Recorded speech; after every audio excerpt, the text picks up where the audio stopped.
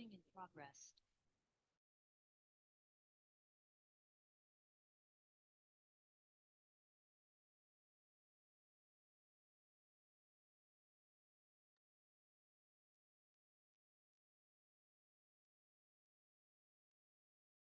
Good evening, everyone. Welcome back to our monthly webinar series.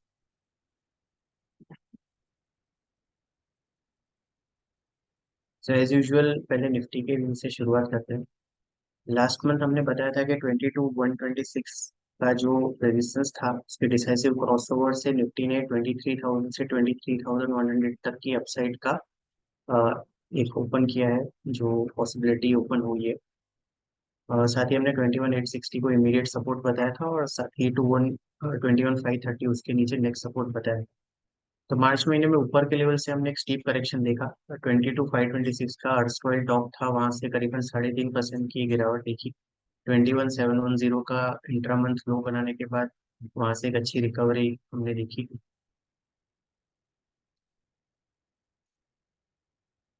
और जो monthly close देखा गया वो 22,326 पे रहा। पूरे महीने की अगर बात करें तो निफ्टी 1.6% ऊपर रहा और ये इसका दूसरा लगातार महीना रहा बढ़त। आगे के लिए कौन से लेवल हम देख रहे हैं, तो अगर ये पूरी फॉर्मेशन अगर आप देखें पिछले 1.5-2 महीने की, तो एक चैनल फॉर्मेशन में निफ्टी ट्रेड कर रहा है। तो इस चैनल का जो अपसाइड लेवल है वो 22,750 22,800 के आसपास इमीडिएट रेजिस्टेंस प्रोवाइड करेगा, और इसके ऊपर निफ्टी निकलता है तो फिर 23,100 की जो हमने बात की थी, और उसके बाद 23,300 ये नेक्स्ट अपसाइड टारगेट रहेंगे। आज इनफैक्ट निफ्टी ने 23,600 के आसपास का नया हाई बनाया था। तो ये 23,750 जैसे मैंने बताया नेक्स्ट टारगेट रहेगा, और ये रेजिस्टेंस क्रॉस होता है तो फर्दर हाई लेवल्स भी पॉसिबल है। ऑन द लोअर साइड इसी चैनल का लोअर एंड 21,850 के आसपास सपोर्ट प्रोवाइड करेगा, और 21,850 के नीचे 21,710 जो मार्च का बॉटम है, और इसी लेवल के आसपास 20 वीक मूविंग एवरेज भी है, तो वो इम्पोर्टेंट सपोर्ट का काम करेगा। तो ब्रॉडली हमारा निफ्टी पे व्यू ओवरऑल पॉजिटिव है, और ट्रेलिंग स्टॉप लॉस के साथ हम लॉन्ग की एडवाइस कंटिन्यू करेंगे। ज़्यादा एक इंटरेस्टिंग और इम्पोर्टेंट चार्ट निफ्टी बैंक का बन जाता है। अ, सुबह जब मैंने ये बनाया था 47,900 के लेवल थे, पर थ्रू द सेशन एक अच्छी रिकवरी दिखा के निफ्टी बैंक हायर बन रहा है। तो ये अगर आप देखिए, Nifty bank relative under performer रहा है पिछले कुछ महीनों में निफ्टी के कंपैरिजन में। ओवरऑल अगर ये फॉर्मेशन देखें तो रिसेंट टॉप्स को कनेक्ट करता हूँ तो ये ट्रेंड लाइन करीबन 48,100 48,150 के आसपास रेजिस्टेंस प्रोवाइड करेगी। आज 48,100 के आसपास हमने क्लोज भी देखा है। तो इसके ऊपर अगर निफ्टी सस्टेन करता है तो एक अच्छा ब्रेकआउट कंफर्म होगा, और उस केस में इनिशियल टारगेट 48,600 का रहेगा, जो हमने ऑल टाइम हाई बना देखा था इसका प्रीवियसली जनवरी महीने में। तो वो 48,600 का था, तो वो एक इमीडिएट टारगेट रहेगा। पर जिस हिसाब से ये फॉर्मेशन है, कंसोलिडेशन है, और उसका ब्रेकआउट अगर ये कंफर्म करता है तो 50,500 का भी नेक्स्ट टारगेट पॉसिबल है।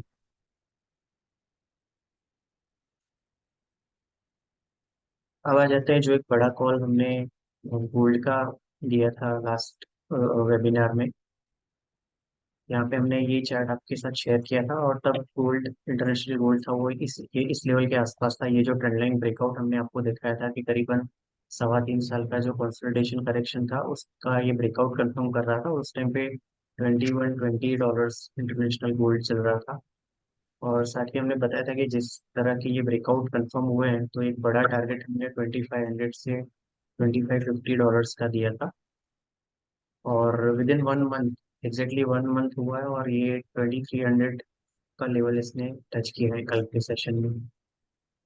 तो ये बुलिश सिनारियो हम रिट्रेट करते हैं। 25 का टारगेट हमने दिया था, वो नेक्स्ट कपल ऑफ मंथ्स में अचीवेबल है। तो कोई भी दे पाती है तो एक्यूमुलेट कर सकते हैं। हमने इस जो व्यू को प्ले करने के लिए gold ETFs, gold mutual fund और सॉवरेन गोल्ड बॉन्ड्स का सुझाव दिया था।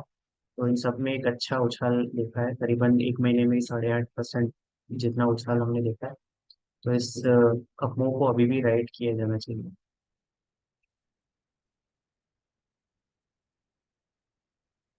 साथ ही ये निफ्टी मेटल इंडेक्स रिव्यू है जो हम पिछले करीबन 3 वेबिनार से हम रिट्रेट कर रहे हैं। हमने इनिशियली दिसंबर के वेबिनार में ये चार्ट आपके सामने रखा था।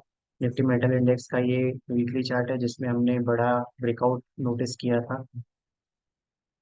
अ, तब ये 7200 के आसपास था और इसमें हमने 8600 और 9200 के टारगेट दिए थे। 8600 के टारगेट अचीव हुए हैं और अभी 8800 पे निफ्टी मेटल इंडेक्स आ गया है। तो ये भी जो हमारा प्रोजेक्शन था उसके अकॉर्डिंगली जा रहा है और इंडेक्स हमको लगता है कि आगे चल के भी आउटपरफॉर्म करेगा और 9200 के मेजर टारगेट की तरफ ये प्रोग्रेस कर रहा है।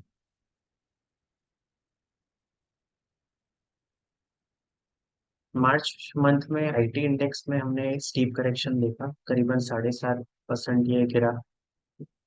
इसमें आपको याद होगा हमने एग्रेसिव पॉजिटिव स्टैंड इस लेवल पे लिया था जब ये वीकली चार्ट है और यहाँ पे 31,500 के आसपास ये ब्रेकआउट कंफर्म हुआ था और तब हमने 39,400 के जो प्रीवियस टॉप थे उसके रिटेस्ट होने की बात की थी। तो सब्सिक्वेंटली हमने एक अच्छा मूव देखा और 38,500 का टॉप बनाने के बाद फरवरी में ये हमने रिसेंटली करेक्शन देखा है। तो इस करेक्शन के बाद अच्छे सपोर्ट के पास आ गया है और हमारे हिसाब से इस डिप को फिर से बाय किया जा सकता है जिसने ये रैली मिस कर दी है। तो उसके लिए अच्छे लेवल्स हैं फिर से आईटी इंडेक्स को एक्यूमुलेट करने के लिए। ऑन द लोअर साइड जो हम सपोर्ट वॉच आउट कर रहे हैं वो 33,200 का है। अभी ये इंडेक्स 35,000 के आसपास है। तो जब तक 33,200 का 200 दिन की मूविंग एवरेज का सपोर्ट नहीं टूटता तब तक इसमें ओवरऑल पॉजिटिव व्यू हम लेके चलेंगे। आईटी स्टॉक्स की अभी रिजल्ट भी आएंगे, क्वार्टरली रिजल्ट की सीजन की आईटी स्टॉक्स से ही शुरुआत होती है तो उस पर भी नजर रहेगी। पर ब्रॉडली हमारे हिसाब से जब तक ये लेवल नहीं टूटता तब तक ऐसे इंडेक्स पे ओवरऑल व्यू अभी भी पॉजिटिव। फार्मा इंडेक्स पे भी हम पिछले 3-4 महीने से काफी एग्रेसिवली पॉजिटिव व्यू ले रहे हैं और ये जो ब्रेकआउट लेवल था वो करीबन 15,000 पे कंफर्म हुआ था और तब तब हमने पहला जो टारगेट था 18,300 का दिया था वो अचीव हो गया है। अभी ये इंडेक्स 19,000 के आसपास चल रहा है और नेक्स्ट मेजर टारगेट हमने 21,800 का दिया था। तो इसमें भी कोई भी डिप आती है तो इसको एक्यूमुलेट किया जा सकता है नेक्स्ट मेजर टारगेट की। पीएसयू बैंक इंडेक्स में हमारे major target last month achieve हुए। इनफैक्ट ये जो इसका मंथली चार्ट है उस पे हमने ये ब्रेकआउट आपके ध्यान में दिलाए थे जब ये जो ब्रेकआउट लेवल है वो 4150 के आसपास थे और तब हमने 7400 का मेजर टारगेट दिया था। तो लास्ट मंथ ये 7400 का टारगेट अचीव हुआ है। 7400 के आसपास ये इंडेक्स कंसोलिडेट हो रहा है और जैसे 7400 को ये डिसाइसिवली क्रॉस करता है तो फिर 8,000 से 8,200 के नेक्स्ट टारगेट एरिया की तरफ ही आगे बढ़ेगा। ऑन द लोअर साइड मार्च में जो बॉटम बना था 6560 वो एक इमीडिएट सपोर्ट का काम करेगा।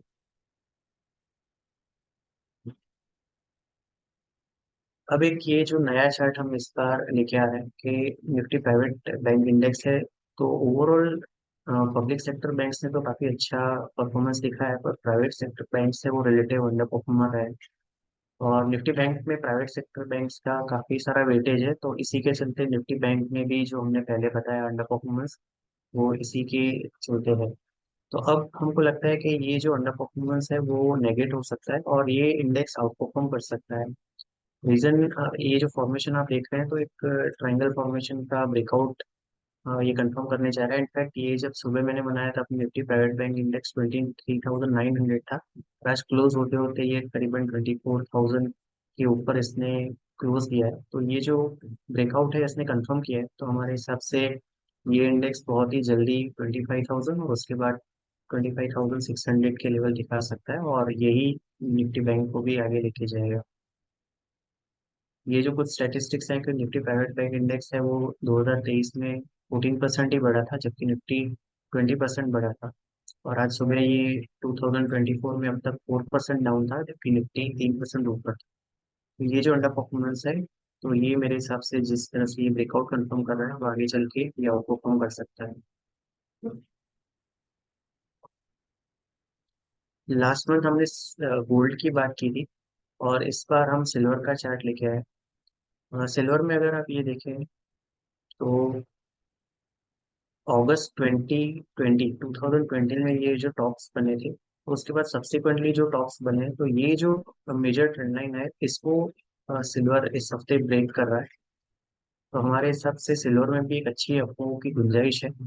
और $30 के आसपास का टॉप इसमें बना था अगस्त 2020 में। अभी ये $27 के आसपास चल रहा है। तो इमीडिएट टारगेट $30 का है, और $30 के ऊपर अगर ये निकलता है तो $35 और $41 के नेक्स्ट मेजर टारगेट हॉरिजन पे आएंगे। तो अगर ये लेवल कौन से हैं, तो जो सिल्वर का ऑल टाइम हाई जो बना था वो $49.83 का 2011 में बना। और फिर वहां से लेके $11.63 की हमने 2020 में बॉटम देखे थे। तो ये जो पूरा फॉल है 10 साल का, उसके रिट्रेसमेंट लेवल है 61.8% रिट्रेसमेंट लेवल है $35, और 78.6% रिट्रेसमेंट रिट्रेसमेंट लेवल है $41। $30 के ऊपर निकलता है तो 35 और 41 के भी टारगेट नेक्स्ट 1.5 ईयर में पॉसिबल है। तो सिल्वर पे भी नजर रखनी चाहिए। ऑन द लोअर साइड $22.50 पे डिसेंट सपोर्ट है, जिसके स्टॉप लॉस से सिल्वर में भी बाइंग कर सकते हैं। तो इसको प्ले करने के लिए हमारे एक्सचेंज पे जैसे गोल्ड ईटीएफ्स अवेलेबल है, वैसे सिल्वर ईटीएफ्स भी अवेलेबल है। तो इनके थ्रू सिल्वर पे पॉजिटिव पोजीशन बनाई जा सकती है।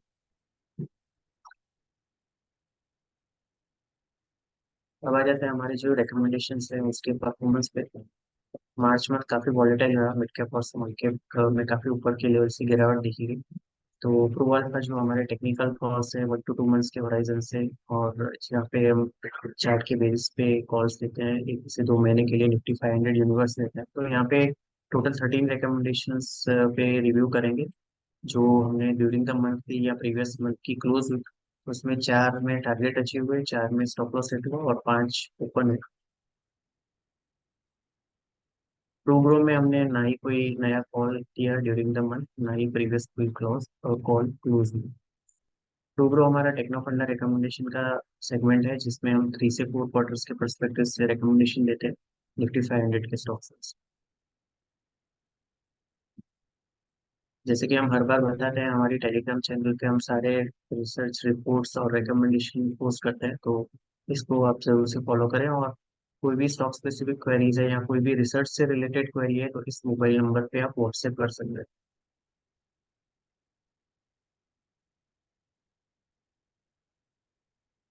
डिटेल डिस्क्लेमर के लिए आप ये लिंक चेक कर सकते हैं। और जो भी हमने प्रेजेंटेशन में बात की है, जो भी स्टॉक्स की बात की है, उसमें हमारे क्लाइंट्स का पोजीशन हो सकता है। और जरूरी नहीं है कि जो पास्ट परफॉर्मेंस है वो फ्यूचर में भी repeat. This ends my part. अभी मैं निहाल को हैंड ओवर करूंगा रेस्ट ऑफ द प्रेजेंटेशन के लिए।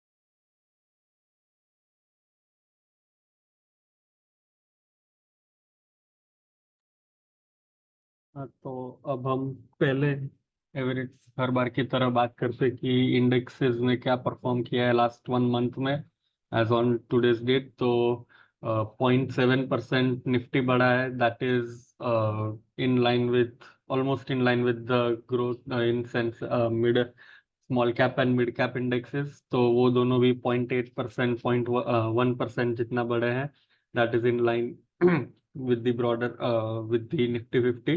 एंड देख सकते हैं कि एशियन मार्केट्स में एक अच्छा उछाल आया है। ताइवान इंडेक्स 5.3% बढ़ा है, हैंगसेंग 3.4% बढ़ा है, कॉस्पी भी 3.5% बढ़ा है। एंड शंघाई मार्केट भले इस 1 मंथ में हमको 0.7% प्लस दिख रहा हो, but from the bottoms in the start of February वो 15% अभी अप है। तो एशियन मार्केट्स में हम देख सकते हैं कि प्रीवियस कुछ मंथ्स एक अच्छा अपसाइड हमको दिखा है एशियन मार्केट्स में। अभी भी ये चार्ट जो हम एवरी टाइम दिखाते कि valuations of mid cap they are at a good level, they are pretty rich. वो भी देख सकते कि लास्ट टाइम 2.2 था, अभी भी 2.22 टाइम्स है। So that is pretty rich valuation. और यहाँ पे एवरी टाइम की तरह हम रिट्रीट करते हैं कि before buying any stock it is very important to go through the fundamentals. ऐसा नहीं है कि हर एक मिड कैप स्टॉक या स्मॉल कैप स्टॉक बहुत ही ज्यादा एक्सपेंसिव है और उसमें एंट्री नहीं ली जा सकती है। हमेशा पॉकेट्स रहते ही हैं जहाँ पे आप एंटर कर सकते हैं। तो हमने वो पॉकेट्स को आइडेंटिफाई करना बहुत इंपॉर्टेंट है। और उसके लिए आपको, जैसे हम रिकमेंड करते हैं, आप उनमें इन्वेस्ट कर आप उनमें आप उनमें इन्वेस्ट कर सकते हैं। या तो आपको कोई भी आइडिया हो आप हमको व्हाट्सएप करके पूछ सकते हैं, उसमें हम आपको रेकमेंड करेंगे। तो जैसे बोला था कि स्मॉल कैप के लिए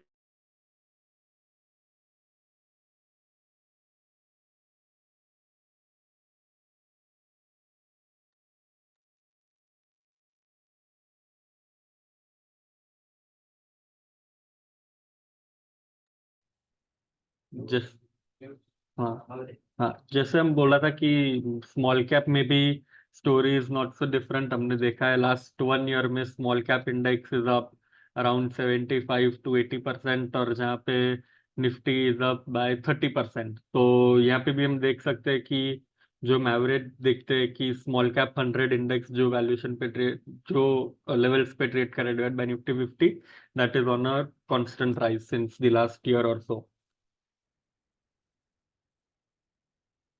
तो अभी फाइनेंशियल ईयर खत्म हुआ है, तो हम एक मैक्रोज का रिव्यू करते हैं कि क्या हुआ लास्ट फाइनेंशियल ईयर में। तो हम देख सकते हैं कि GST collection was up by around 11 to 12%। तो जीएसटी कलेक्शन एक प्रॉक्सी की तरह हम देख सकते हैं हमारे इकोनॉमिक ग्रोथ का। तो वो जितना हाई रहता है उतना हम देख सकते हैं कि Indian economy is doing well. So every quarter Indian GDP का ग्रोथ रेट भी देखते हैं,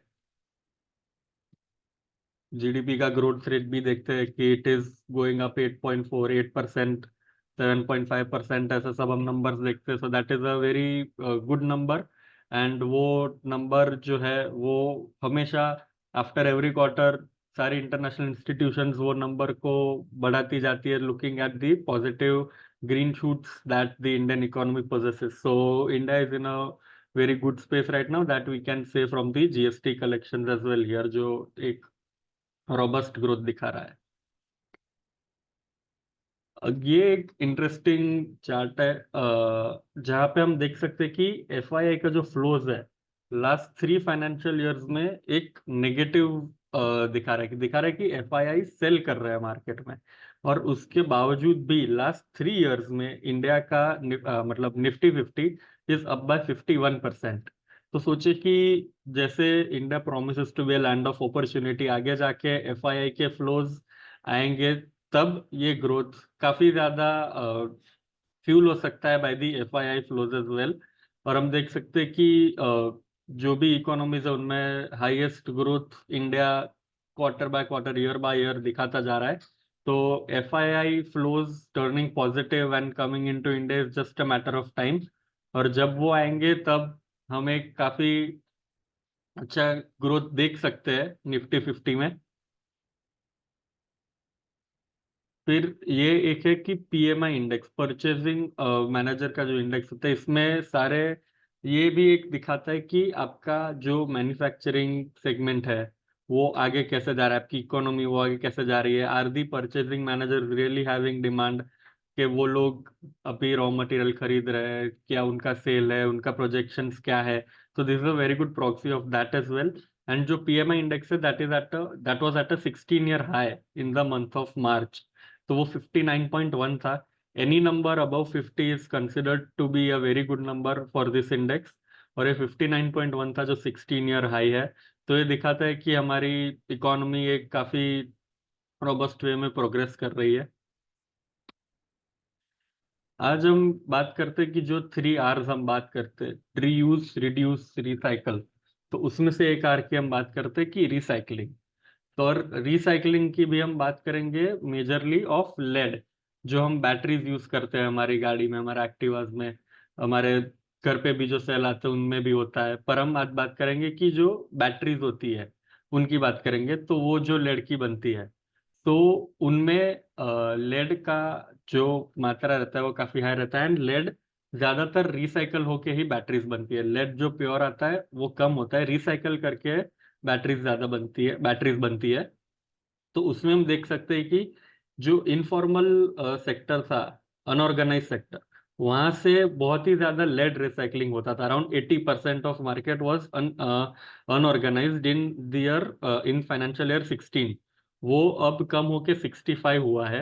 एंड आगे जाके उसको उसमें और रिडक्शन आके वो 25% तक जा सकता है। तो ये दिखा था कि जो ऑर्गेनाइज्ड प्लेयर्स है in the field of recycling of lead, उनको एक काफी अच्छा फायदा मिल सकता है।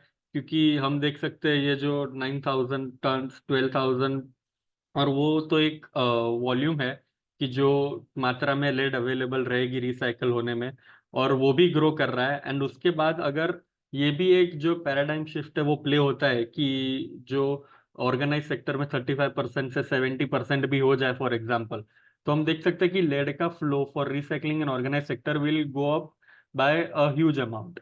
तो उसका एक रीजन है कि बैटरी वेस्ट मैनेजमेंट के जो रूल्स है उसमें अब सारे बैटरी प्रोड्यूसर जैसे एक्साइड हो गया, हमारा राजा हो गया, उन सबको एक अकाउंट रहता है जहाँ पे उनको दिखाना है कि जो भी बैटरीज उन्होंने ली है वापस, उनमें से कितनी रिसाइकल हुई है। जैसे आपका एक्टिवा है, उसकी बैटरी बिगड़ गई तो आप किसी डीलर के पास जाओगे, वो डीलर वो बैटरी लेके वापस एक्साइड में भेजेगा, हमारा राजा में भेजेगा। तो उस सबका एक अकाउंट रहता है गवर्नमेंट के पास, और उन सब में से वो देखती है कि आपने कितना रिसाइकल किया है, और जो रिसाइकल किया उसमें से आपने कितनी बैटरीज बनाई है। तो वो जैसे ऑर्गेनाइज होता जा रहा है, जैसे स्ट्रीमलाइन होता जा रहा है, वैसे ही ये ऑर्गेनाइज्ड मार्केट बढ़ेगा। And this is something that government brought forward in 2022। तो अब से हम देख सकते हैं कि ये पैराडाइम शिफ्ट काफी स्विफ्ट वे में हो सकता है आगे जाके। एंड उसका एक बेनिफिशियरी है ग्रेविटा इंडिया, जिसका हमने लास्ट मंथ में ही प्रूव आइडिया में कॉल दिया था। तो Gravita India is involve in recycling of lead acid batteries. तो वो ये जो सारी हम राइट साइड में नीचे देख सकते हैं, वो पुरानी बैटरीज होती है, उनमें से वो जो लेड प्रोपोर्शन होता है वो पूरा एक बार कलेक्ट करता है, उसको रिसाइकल करके फिर उसको वापस दे देता है बैटरी मैन्युफैक्चरर्स को, ताकि वो उससे बैटरी बना सके। तो इसमें 5 to 7% मार्केट शेयर ग्रेविटा का है, जो एक काफी बड़ा नंबर है। क्योंकि हम देख सकते हैं कि ऑर्गेनाइज्ड मार्केट है ही 30-35% जितना, उसमें से भी हम देख सकते हैं 5 to 7% of the overall market Gravita का है। So it is a big player in this space. Exide और अमारा राजा जो इंडिया के, वी कैन से कि जो बिगेस्ट बैटरी मैन्युफैक्चरर्स होते हैं, उनमें ये दोनों उनके कस्टमर्स है। और उसमें एक बहुत ही इंटरेस्टिंग मैकेनिज्म है, टूलिंग मैकेनिज्म। जैसे कि अमारा राजा की मैंने आपसे बात की, एक्साइड की, कि जो डीलर्स के पास आती है बैटरीज, वो ही डीलर्स से वो बैटरीज एक्साइड उनको उनके वहां ही भेज देता है, और उसी मटेरियल का वो रिसाइकलिंग करके एक्साइड के फैक्ट्रीज में लेड भेज देते हैं। तो उसमें उनका कोई कैपिटल नहीं रुकता है। They just charge for the processing. वो खरीदते नहीं है और वो बेचते नहीं है, वो सिर्फ प्रोसेसिंग का चार्ज करते हैं। तो उसके हिसाब से उनका कैपिटल उधर नहीं अटक रहा है। तो इस टोलिंग मैकेनिज्म में उनका जो आरओसी होता है, रिटर्न ऑन कैपिटल एम्प्लॉयड, वो काफी हाई होता है, because at the minimum investment, ऐसे आप तो आप जीरो जैसा इन्वेस्टमेंट बोल सकते हैं पर वैसा नहीं होता, पर एट मिनिमम इन्वेस्टमेंट वो लोग अपना एक प्रॉफिट निकाल रहे हैं। तो ये जो मैकेनिज्म है that is very helpful for them. और वो एक साइड हमारा राजा दोनों के साथ है। इनका एक कॉम्पिटिटिव एडवांटेज ये भी है कि they have manufacturing units in north, south, east, west, काफी जगह पे है। तो जैसे कि एक्साइड ने बोल दिया कि आप 500 बैटरीज मेरे साउथ से ले लीजिए, और 400 बैटरीज जितना लेड मेरे को नॉर्थ में दे दीजिए। तो ये जो छोटे प्लेयर्स होते हैं उनको ये लॉजिस्टिकली वायबल नहीं रहता है। But as it is a very big player Gravita, and it has manufacturing setups in many parts of the countries, तो वो साउथ से बैटरी लेके नॉर्थ में भी सप्लाई कर सकता है। वैसे क्योंकि साउथ में उन्होंने लिया, नॉर्थ में फिनिश प्रोडक्ट उनके पास होगा, वो उधर भेज देंगे। तो वैसे कॉम्पिटिटिव एडवांटेज रह जाता है इनके पास। एंड ओवरसीज बिजनेस जो है उनके जो प्लान्स है वो आगे भी हम बताएंगे कितने उनके अफ्रीका में है। एंड दूसरे प्लान्स उनके आ रहे हैं ओमान में, और अमेरिका की साइड में भी आ रहा है। तो वो जो बिजनेस है that contributes to 37% of revenue, but profits में वो 51% कंट्रीब्यूट करता है।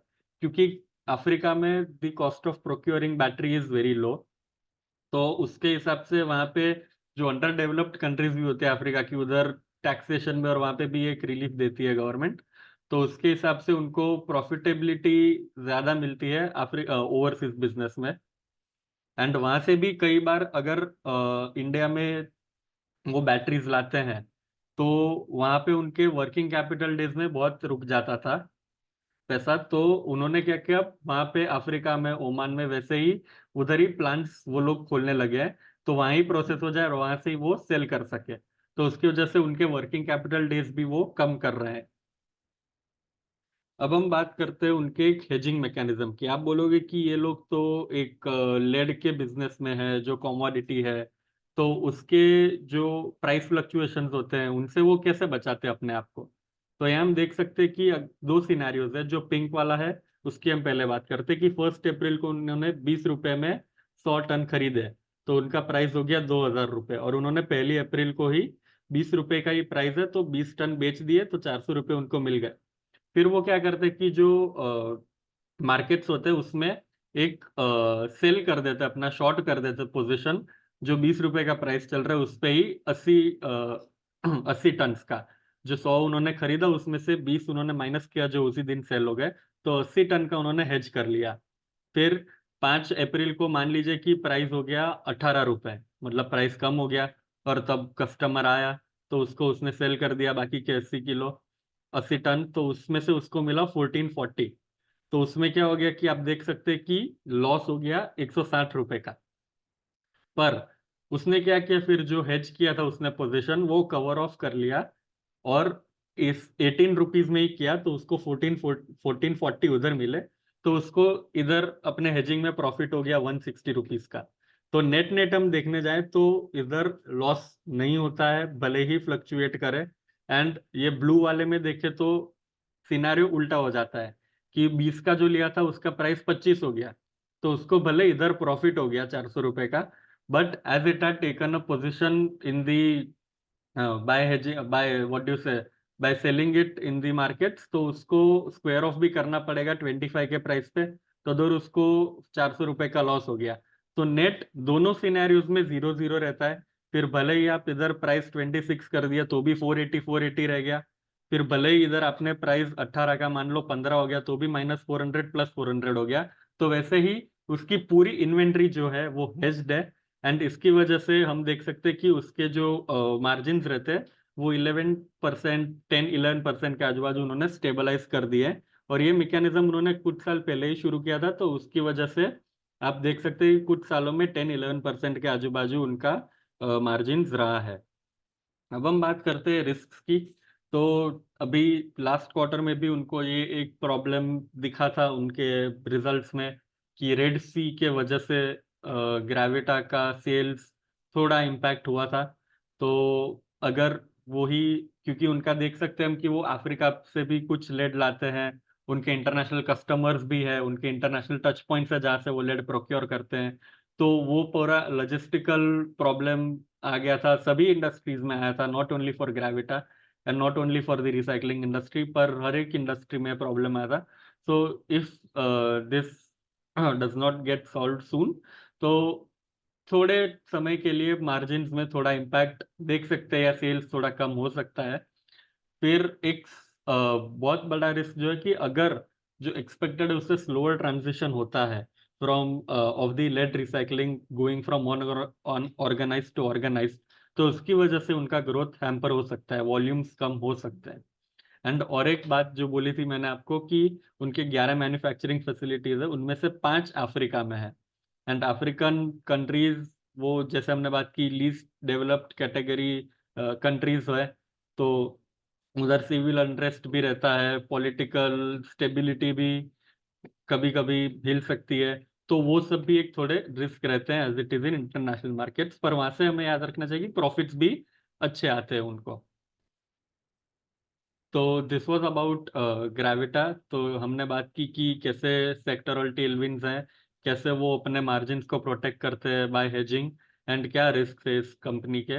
और हमने जैसे बताया था कि लास्ट मंथ ही हमने इनिशिएट किया था एट द प्राइस ऑफ 797, आज वो 1100 के आसपास पहुंच गया है, एंड उसका टारगेट हमने 1190 आपको तब बताया था रिपोर्ट में। अब हम दूसरे एक सेक्टर की बात करते हैं जो है डिजिटल मार्केटिंग। तो डिजिटल मार्केटिंग में हम देख सकते हैं कि the spends are on a constant rise. काफी सालों से हम देख रहे हैं कि डिजिटल में लोग ज्यादा स्पेंड कर रहे हैं, but even after that developing countries जो है वो 40 या 45% ही अपने मार्केटिंग का स्पेंड डिजिटल में कर रही है, compare to the developed countries जो 75 to 80% of their marketing spend digital में करता है। तो इसमें हम देख सकते हैं कि डिजिटल मार्केटिंग में दो मॉडल्स होते हैं। एक होता है कॉस्ट पर क्लिक, कि आपने जैसे आपको फोन में आप देख रहे हो कोई ऐड देख लिया तो वो हो गया आपका, एक उन्होंने काउंट कर लिया। और दूसरा होता है कॉस्ट पर कन्वर्टेड यूजर। उसमें क्या होता है कि आप वो ऐड देखते हो और उस ऐड के देखने के 7 या 8 दिन के अंदर आपने उस ऐड पे एक्शन लिया। जैसे कि आपने अगर कोई पूमा का ऐड देख लिया फॉर एग्जाम्पल, और आपने 7 या 8 दिन में वो ऐड देखने के बाद पूमा का वो शू खरीदा, तो आपका वो होगा कन्वर्टेड यूजर, और उसके ऊपर से आपको रेवेन्यू मिलेगा। और ऐसा भी एक कंपनी है जो cost per converted user model पे अपना 95% 90% जितना रेवेन्यू कमाती है, वो है एप्पल इंडिया। तो एप्पल इंडिया की हम बात करें तो that works on a CPCU model. उससे majority of the revenue comes by that model. वो 75% रेवेन्यू जो उनका है वो डेवलपिंग कंट्रीज से आता है, जो हमने बात की आगे की 40-45% ही स्पेंड करती है। और उसके वजह से हम देख सकते हैं कि स्कोप कितना है डेवलपिंग कंट्रीज का डिजिटल की तरफ अपना मार्केटिंग बजट स्पेंड करने का। तो that is a very good Tailwind. और जैसे ही कनेक्टिविटी बढ़ रही हो through out the world, digital marketing spend, mobile marketing spend will be on the rise. Mobile का पेनिट्रेशन भी बढ़ रहा है। 26% उनका जो रेवेन्यू है that comes from India. And एक बहुत ही इंटरेस्टिंग चीज वो करते हैं, वो लोग कंपनीज को अक्वायर कर लेते हैं जो दूसरी कंट्रीज में होती है, जो या तो लॉस मेकिंग होती है, बेयरली प्रॉफिट बनाती है, break even sort of companies होती है। वो उनको अक्वायर कर लेती है ताकि वो उस ज्योग्राफी में या उस सेक्टर में जहाँ वो ऑपरेट करते हैं वहाँ पे अपना एक पेनिट्रेशन बना पाए। जैसे कि इन्होंने एक मतलब डेवलप्ड कंट्रीज में एक यूएपी करके एक ब्रांड था, उसको कंपनी थी, उसको उन्होंने अक्वायर किया ताकि वो अपना डेवलप्ड कंट्रीज में पेनिट्रेशन बढ़ा सके। जैसे हमने देख सकते हैं कि 25% only comes from developed markets, तो उधर से अपना रेवेन्यू शेयर बढ़ा सके, तो उसकी वजह से वो लोग अक्वायर ही कर लेते कंपनीज को। एंड वो वैसा क्यों कर रहे हैं, तो हम देख सकते इधर, अगर इंडिया में आपका कॉस्ट पर कन्वर्टेड यूजर आपको X रुपीज दे रहा है, मान लीजिए 100 रुपए दे रहा है, तो डेवलपिंग कंट्रीज जो दूसरे हैं वहां से हर एक कन्वर्टेड यूजर पे आपको 200 रुपये मिल रहा है। और जो डेवलप्ड कंट्रीज है वहां पे तो आपको 400 रुपये मिल रहा है। तो उस लिहाज से देखा जाए तो यूएपी का जो उन्होंने अक्वायर किया है, that is on that side only, कि वो अपने डेवलप्ड कंट्रीज में रीच बढ़ाना चाहते हैं। जो यूएपी का बना बनाया कस्टमर बेस था उसको ही वो लोग केटर कर सकते हैं आराम से, और फिर एक्सपांड भी कर सकते हैं, अपने सिस्टम में इंटीग्रेट करेंगे बाद में, उसकी प्रॉफिटेबिलिटी भी अच्छी हो सकती है। वो लोग 2.8 बिलियन डिवाइसेस का उनके पास एक कस्टमर बेस रहता है, उनके पास एक डेटा रहता है, सॉरी डेटा रहता है। तो उसमें से वो एक करंट जो करेक्ट कस्टमर बेस होता है उसको टारगेट कर सकते हैं। आप मान लीजिए, मैं आपको ये जो EFGH जो है वो कैटेगरीज दिखाते हैं, उसमें से आपको एक एग्जांपल देता हूँ। आप मान लीजिए आप कोई FMCG कंपनी चला रहा है, आप चॉकलेट्स बेच रहे हैं। तो आप चॉकलेट्स जो बेचते हो वो आप मनी कंट्रोल के ऐप पे तो दिखाओगे नहीं उसका ऐड। आप फिर कोई दूसरे जो गेमिंग्स के ऐप्स होते हैं, गेम्स में आप दिखाओगे नहीं। तो ये क्या होता है कि वो डिसीजन एप्पल लेता है, आपको बस एक अपना कैंपेन बनाना है, फिर आपको एप्पल के पास चले जाना है, वो ही आपके लिए जो स्पेस रहता है दूसरे ऐप्स पे, आप इंस्टाग्राम पे दिखाओगे अपनी एड्स, आप कोई जोमेटो पे दिखाओगे अपनी एड्स, तो वही जोमेटो पे इंस्टाग्राम पे आपकी एड स्पेस परचेस करेगा, एंड वही उधर एड्स दिखाएगा। एंड उधर से जो कस्टमर कन्वर्ट होता है वो पूरा जो होता है वो अपने कॉन्ट्रैक्ट्स में लिख देते हैं कि अगर मान लीजिए कि 100 कस्टमर का उन्होंने टारगेट दिया हो कि 100 कस्टमर आप हमको एवरी डे लेके आओगे तो आपको 0.5% मिलेगा, 0.7% मिलेगा, that all depends on their contracts जो वो हर एक कंपनी के साथ करते हैं। जी, वो कॉन्ट्रैक्ट के लिए भी उनकी एक डिलीजेंस की टीम है कि जो कॉन्ट्रैक्ट एक्सेप्ट करने से पहले एक बार पूरे पेपर वर्क से जाते हैं, वो देखते हैं कि इनकी ऐड करने से हमको क्या अच्छा प्रॉफिट होगा या नहीं, and if yes then only they take the offer और give the offer back after negotiating, and फिर वो डील क्लोज होती है। तो फिर वो, आपने मान लीजिए चॉकलेट का एग्जांपल था, वो 100 का उन्होंने टारगेट दिया, अगर सिर्फ 90 हुए तो फिर वो चार्ज वैसे ही करते हैं, वो चार्ज कम करेंगे। और अगर 100 प्लस हुए तो फिर वो लोग जो अपना कॉन्ट्रैक्टेड वैल्यू था उसके ऊपर चार्ज करते हैं। तो ये एक कंपनी था एफल इंडिया, जो जिसपे हम अभी काम कर रहे हैं। उनका जो सीपीसीयू भी है वो प्रीमियमाइज करना चाहते हैं। वो हम देख पा रहे हैं कि लास्ट 1 ईयर में 11% उनका cost per converted user increase हुआ है।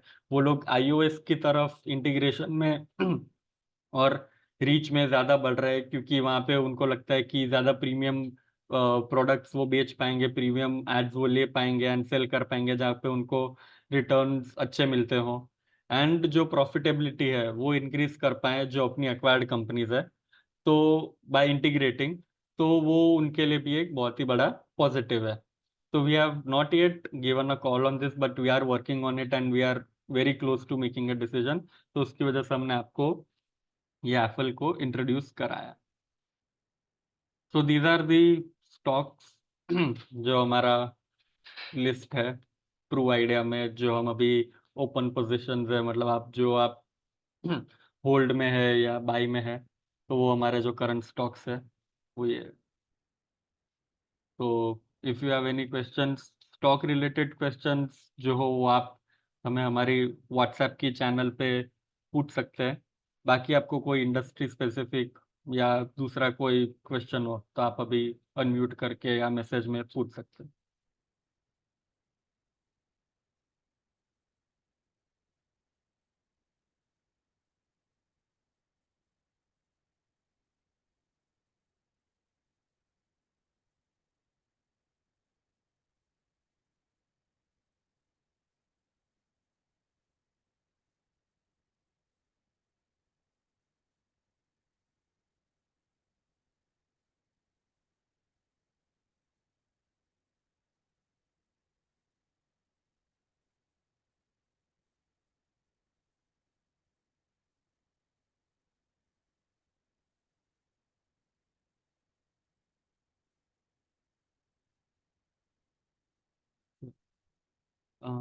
एक क्वेश्चन आया है ऑयल एंड गैस का।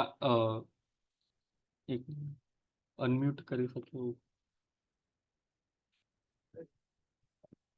बीजा लोग को अनम्यूट करो सर, अनम्यूट करेंगे क्वेश्चन को सर बीजा तो अलाउ करेंगे। एक क्वेश्चन आया है ऑयल एंड गैस सेक्टर का। तो ऑयल एंड गैस सेक्टर में हमने देखा है कि crude oil prices are on the rise, $90 के पास पहुंच रहे हैं। एंड रिसेंटली हमने देखा कि 2.5 रुपीज गवर्नमेंट ने प्राइस भी कट किए हैं पेट्रोल डीजल पे और सब पे। तो जो इलेक्शंस आ रहे हैं तब तक प्राइस इंक्रीज भी होना के चांसेस बहुत ही कम है, यू कैन से जीरो। तो उस सेक्टर में अभी अगर आप स्टॉक कोई होल्ड कर रहे हो तो आप हमें व्हाट्सएप पे पूछ सकते हैं, या फिर अभी फ्रेश बाइंग के लिए थोड़ा फेवरेबल नहीं रहेगा।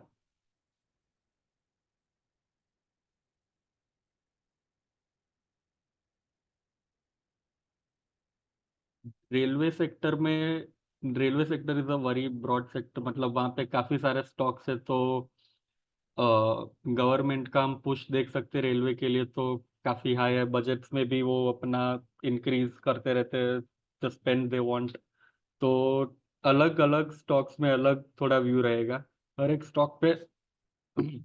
अभी रिस्क रिवॉर्ड रेशियो फेवरेबल नहीं है, तो आप जो स्टॉक स्पेसिफिक रेलवेज पे हम पॉजिटिव है कि that can perform well in the long run. But अभी सारे जो स्टॉक्स है दैट आर, जो सारे स्टॉक्स है वो भी एक अच्छे लेवल पे एंट्री लेवल के लिए फेवरेबल नहीं है। बट जो स्टॉक्स आपके जहन में हो आप हमें व्हाट्सएप कर सकते हो, उसमें हम आपको व्यू देंगे।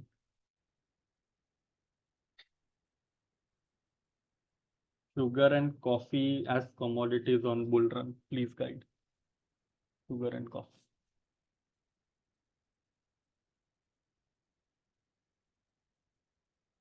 Huh? Or consolidation has happened in this sector. तो हम देख सकते कि जो कॉफी के प्राइसेस हैं उसमें एक काफी अच्छा अपटिक हम देख सकते हैं उसके एक रीजन है कि ब्राजील जो बिगेस्ट कॉफी प्रोड्यूसर है वर्ल्ड में वो उधर रेन फेवरेबल नहीं रहा है उसकी वजह से क्रॉप अच्छा नहीं हुआ है एंड उसकी ही वजह से जो वो सबसे बड़ा अरेबिका कॉफी जो दो कॉफीज होती है अरेबिका और रोबस्टा वो ब्राजील अरेबिका कॉफी का बिगेस्ट प्रोड्यूसर है तो उसमें जो प्रोडक्शन है वो उतना अच्छा नहीं रहा है और demand is constant demand is growing at a stable rate तो जो सप्लाई डिमांड का गैप है उसकी वजह से हम देख सकते हैं कॉफी प्राइसेस इंक्रीज हो रहे हैं एंड कॉफी प्राइसेस से भी रोबस्टा कॉफी प्राइसेस में इंक्रीज हमने ज्यादा देखा है उस पर हमने आर्टिकल भी एक लिखा था एक कंपनी हम कवर करते हैं सीसीएल वो रोबस्टा में ही ज्यादा काम करता है तो उसमें क्या हुआ है कि अरेबिका की क्योंकि प्रोडक्शन ही नहीं हुआ है उतना तो उसकी वजह से लोग रोबस्टा कॉफी पे शिफ्ट हो रहे हैं एंड उसकी वजह से जो रोबस्टा का प्राइस है वो काफी अच्छे से शूट अप हुआ है तो इट इज डिपेंड अभी कूल ऑफ होने के चांसेस कॉफी प्राइसेस के जल्दी उतने नहीं दिख रहे हैं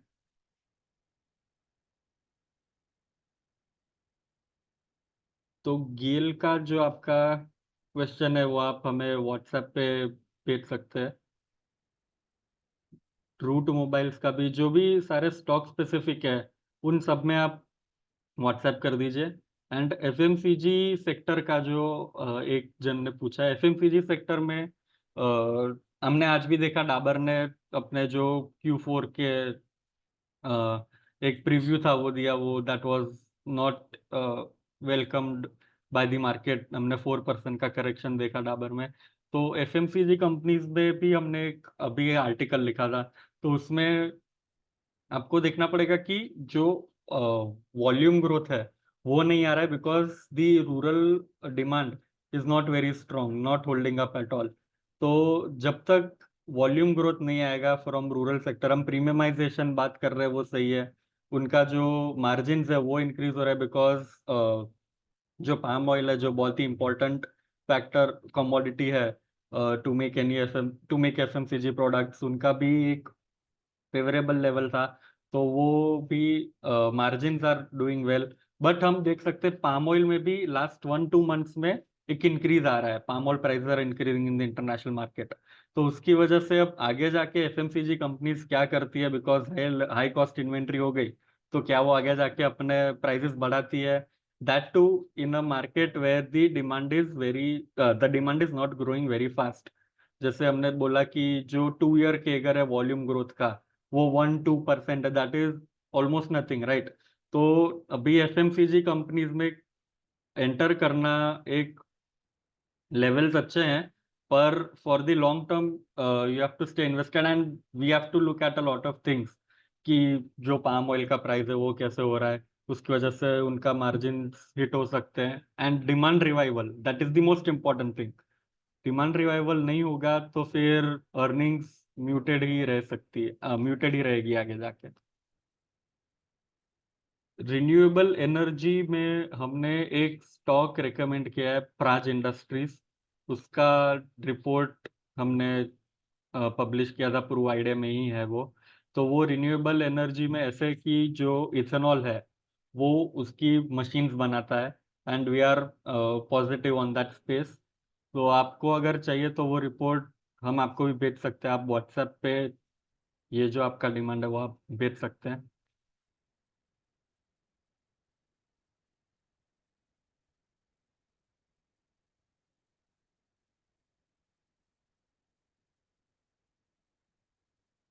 तो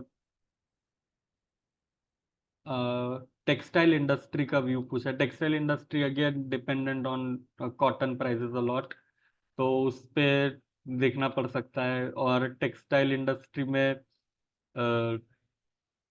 काफ़ी ज़्यादा स्टॉक्स है तो आपको अगर चाहिए तो आप कोई स्टॉक हो तो आप हमें भेज सकते हैं, but it is again dependent a lot on cotton. सो जैसे कॉटन का प्रोडक्शन अगर एक साल अच्छा नहीं रहा तो उसकी वजह से हिंडर हो सकता है। So that's it on that.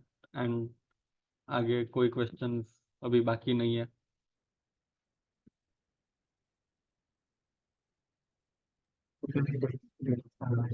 consume this month's meeting next month. This will take place to the same day.